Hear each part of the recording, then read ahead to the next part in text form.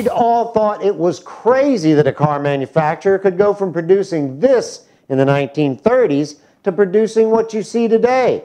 This is the Porsche GT3 RS.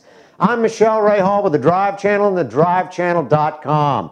In our last episode, we took a good look at the McLaren MP412C. It's an amazing car. But how amazing is it to think that Porsche could actually build an engine whose basic design lives on today?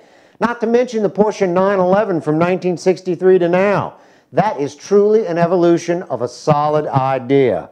In the 1930s, Ferdinand Porsche built a car based on a previous design that he refined and in competition with other manufacturers won Volkswagen, or the People's Car, the contract to produce the first VW Beetle. That was 1939, and the most interesting part of the history is that for the Porsche family themselves, it wasn't the Volkswagen, it was the engine and its basic technical design within the car. Not that the Porsche family suffered, they got a royalty for every Type 1 Beetle that was built.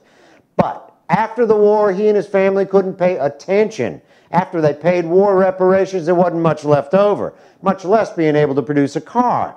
But somehow Porsche convinced the Volkswagen dealers to take orders on a new car he designed and built, the Porsche 356. That was the start of the sports and racing legend that we all think about when we look at buying one of their products. Through the 50s, they raced, refined, and produced several incredible models, including the Porsche 550 Spyder. It was fast, light, and it was nimble. Unfortunately for James Dean, it was fatal.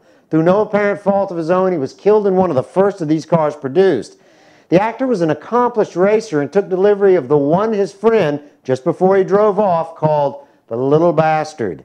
The game got very serious in 1963 when Porsche produced the 911, a boxer-style engine, 6-cylinder sports car that lives on today as an evolutionary masterpiece. You can take your pick, the 911 Turbo, the GT2, or practically race-ready GT3 RS, which can easily be driven on the street, although I doubt too many buyers are going to be taking this car cross-country.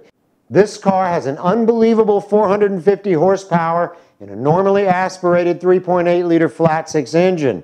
But it doesn't stop there. This model of Porsche has all the driver's aids you could want or not want. You can not only turn off the active suspension and the traction control, you can actually individually adjust virtually every suspension component on the car. On the other hand, there's that button again. When you turn off these systems, get ready. Because if you don't have some very good basic skills, this car can take you from hero to zero in seconds. On the other hand, it has all the features you'd expect a modern supercar to have. Carbon fiber brakes, a manual short-throw 6-speed transmission, and the best part, it comes complete with a roll cage. The only option you can get is a radio and maybe an aftermarket AC system. It doesn't even have door handles inside, but rather straps. Now, if you can foot the bill and keep your foot from getting you killed, by all means take a look at one. But at between $140,000 and $160,000, that may be all you do, is look. For the Drive Channel and thedrivechannel.com, I'm Michelle Ray Hall. Next up, we'll take a look at the new 2012 Mercedes SLK.